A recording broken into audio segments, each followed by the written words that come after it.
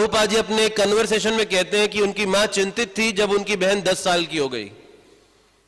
उनकी बहन जब 10 साल की हो गई, उनकी मां चिंतित थी कि इसका विवाह क्यों नहीं हो रहा, ये इतनी बड़ी हो गई है, इसकी शादी क्यों नहीं हो रही है, इसकी शादी होनी चाहिए। उनकी रात दिन ये चिंता लगी हुई थी। अब आप सोच के देखिए प्रभुपाद किस कल्चर से आए थे, किस प्रकार की संस्कृति में प्रभुपाद पले बड़े थे। जब प्रभुपाद जी के पिताजी गौर मोहन डे ने देखा कि प्रभुपाद जी गांधी जी के आंदोलन के प्रति ज्यादा झुकते जा रहे हैं, प्रभुपाद जी ने स्कॉटिश चर्च कॉलेज, उस समय कलकत्ता में, आज भी कलकत्ता में जाए तो स्कॉटिश चर्च कॉलेज एक बहुत बड़ा कॉलेज है, उसका आज भी कॉलेजेस में बहुत बड़ा नाम है, प्रेसिडेंसी कॉलेज और स्कॉटिश चर्च कॉलेज, ये दो कॉलेज उस समय बहुत बड़े नाम थे। और प्रेसिडेंसी कॉलेज में सुभाष चंद्र बोस पढ़ते थे और ये प्रभुपाद के समकालीन थे, और सुभाष चंद्र बोस को निकाल दिया गया था उस कॉलेज से उनके आजादी के आंदोलन की वजह से, और वो फिर स्कॉटिश चर्च कॉलेज में आए थे। और शिला प्रभुपाद जी जब 1920 में स्कॉटिश चर्च कॉलेज से पास आउट हुए रहे तो प्रभुपाद जी ने डिग्री नहीं ली थी।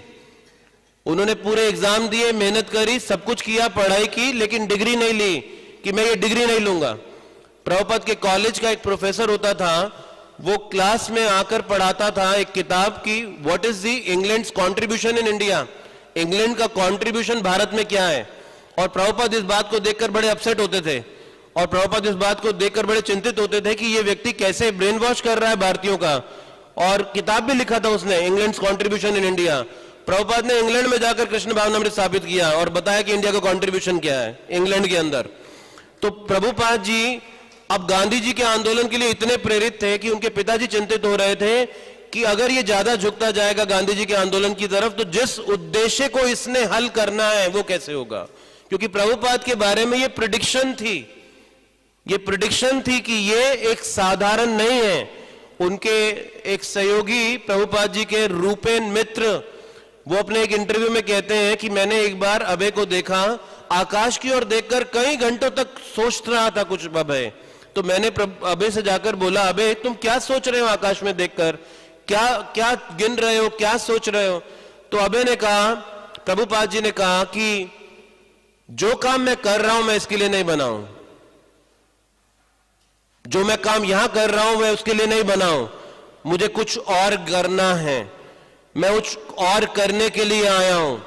तो प्रभुपाद जी के बारे में ये प्रेडिक्शन थी और गौर मोहन डे इस बात से चिंतित थे कि ये गांधी जी की तरफ ज्यादा अनुराग रख रहा है। और प्रभुपाद जी का गांधी जी की तरफ अनुराग रखने का कारण क्या था। प्रभुपाद जी ने देखा कि उनकी सरलता और साथ में वो हमेशा भगवत गीता रखते थे। प्रभुपाद इन दो चीजों से गांधी जी के चरित्र से प्रभावित थे और प्रभुपाद जी चाहते थे कि जब भारत आजाद होगा तो भारत जब आजाद हो तो आजादी के बाद भगवत गीता को, इनकी शिक्षाओं को भारत देश में स्थापित किया जा सके, इसलिए प्रभुपाद जी गांधी जी के प्रति आकर्षण रखते थे। इस कारण से उनके प्रति आकर्षण था उनका। अब वो प्रभुपाद जी के पिताजी ने सोचा इनका विवाह कर देना चाहिए और प्रभुपाद जी के पिताजी ने उनके लिए राधा रानी देवी का चुनाव किया विवाह के लिए।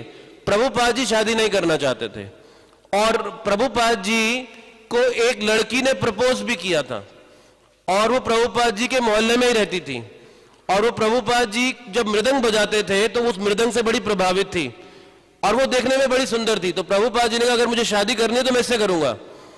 तो प्रभुपाद जी के पिताजी ने बोला कि देखो, ये अगर प्रभुपाद जी के पिता ने सोचा अगर इससे शादी करेगा तो सन्यास लेना बड़ा मुश्किल हो जाएगा, इसका बेहतर है ये इसी से शादी करे ताकि जो ये करने के लिए आए वो कर सके। और प्रभुपाद जी तैयार हो गए अपने पिताजी की बात मान के राधा रानी देवी से विवाह करने के लिए। तो ये विचार है कि प्रभुपाद किस प्रकार के परिवार में पले बड़े थे, जहां पर क्या संस्कृति थी।